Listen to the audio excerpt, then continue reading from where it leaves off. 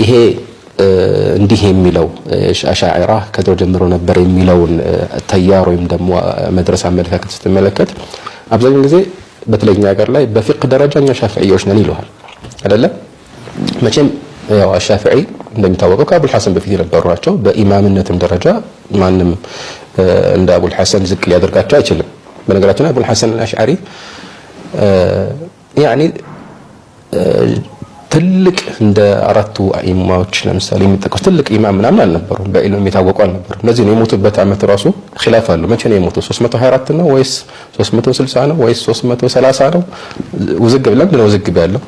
የታወቁም አልነበሩም ማለት ነው። ያኒ አንድ ሰው አሁን ሰራ ቆረጠ ባለፈው የዑለማዎች መግባቢያ ሰነድ ውይይት ላይ ያው ከሼህ ዑመር ንግግሮች መካከል አንዱ ይሄ ነበር። ብዙ አታገኑ ያን ያህልም በጣም የታወቀ ነበር ነው እሳቸውም አጽንተው ነው ያለው። ምክንያቱም አንድ ሰው የተወለደበት ዓመት ባይታወቅ ያው በዛ በተወለደበት ሰዓት ምን እንደሚሆን ወደፊት ስለማይተነበይ ያው ችግር የለውም ኺላፍ ቢኖር። ግን የሞተበት ላይ ውዝግብ ሲኖር የሚያሳየው ይሄ ሰሙን ይሄን ያህል ብዙ ጎልቶ የወጣ እንዳልነበር ነው። እና በሐዲስም ለምሳሌ ኪታቦቻችን ምንመለከት አብዛኛዎቹ ዒልም አልከላም እና እንደዚህ ርዕሶች ላይ ነው። በዚያ ደግሞ የመጀመሪያው 40 ዓመት እድሜያቸው ላይ ሙዕተዚሊ ነበሩ።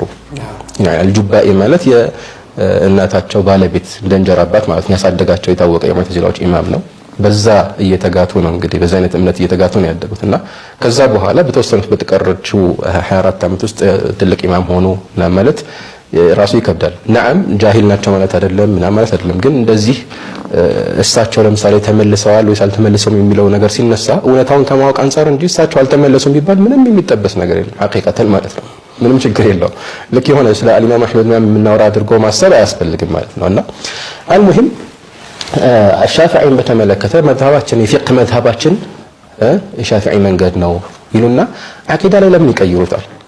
በትክክል የሻፊዒ ወይም የሌሎች ሰለፎች አቋም ከዚህኛው ከአሽዓሪያ ጋር የሚገጥም ከሆነ አሽዓሪያዎች አዲስ ነገር አላመጡም የሰለፎችን አቂዳ የሚከተሏቸው ከተባለ በቃ ሻፊዒ ነን ለምን አይሉ? ምን ያስፈራል? ይሄ ኮንፊደንስ የሌለው በምክንያት ነው። ግልጽ አይደለም?